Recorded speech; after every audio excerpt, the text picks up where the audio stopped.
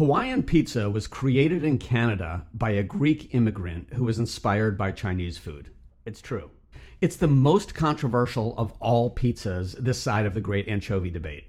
In fact, Hawaiian pizza is one of the most polarizing subjects in our society. People are fiercely adamant about their position on Hawaiian pizza. Unlike the thin versus thick crust controversy, in which there's far more appreciative crossover, there is no gray area when it comes to Hawaiian pizza. Each side will insist with the passion of a victory party by the rugby champions that any other position on the matter must be from the mind of the criminally insane. For the three of you out there who don't know what a Hawaiian pizza is, it's a pizza with pineapple and ham as the toppings.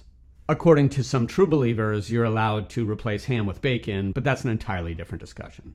In 2014, Time magazine listed the Hawaiian pizza on their list of the 13 most influential pizzas of all time. In a 2019 poll, 24% of Americans indicated that pineapple was one of their least favorite pizza toppings. Only 12% listed it as one of their favorites. The Hawaiian pizza debate has slightly less chance of resolution at this point than peace in the Mideast. And speaking of heated debates, every leader at some point in their career is going to be confronted with a Hawaiian pizza dilemma at work.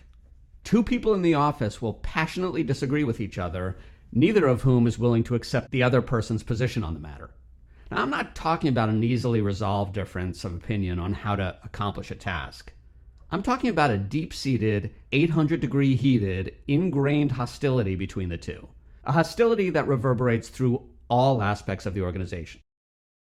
When they can't stand to be in the same room together, the unspoken toxicity will spread like poison ivy at a hugging convention if it isn't addressed. So what do?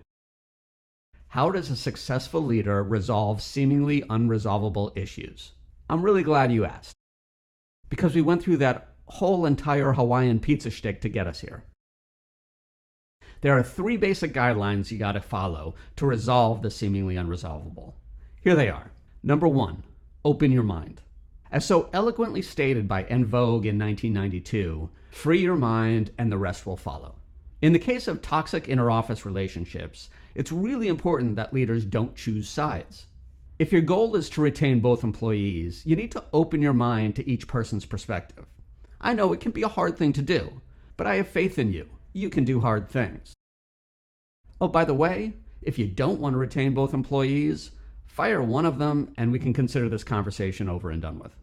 If you like this so far, click that like button down there. Number 2. Guide, don't rule. Each person wants to feel heard and understood. Your understanding of this is critically important. A lot of times leaders will walk in a room and start leading. They'll talk and focus on finding a solution. Don't do that. The employees don't want you to force them into a decision. They don't even really want your opinion. If you try to demand they just work it out, it won't work out. If you force one person's position over the other, you'll just create resentment. And resentment is bad. Remember, you're a guide, not a ruler.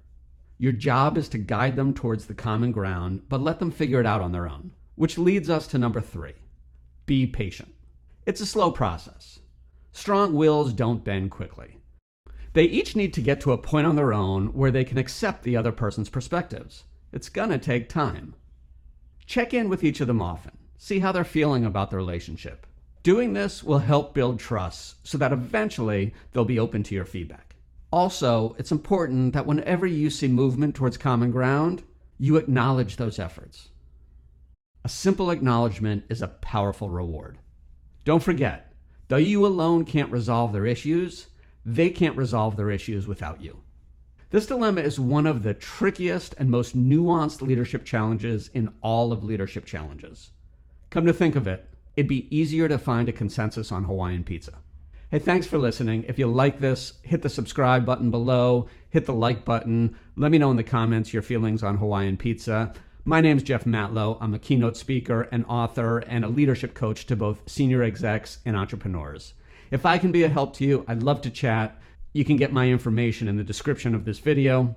I'll talk to you next time. Bye.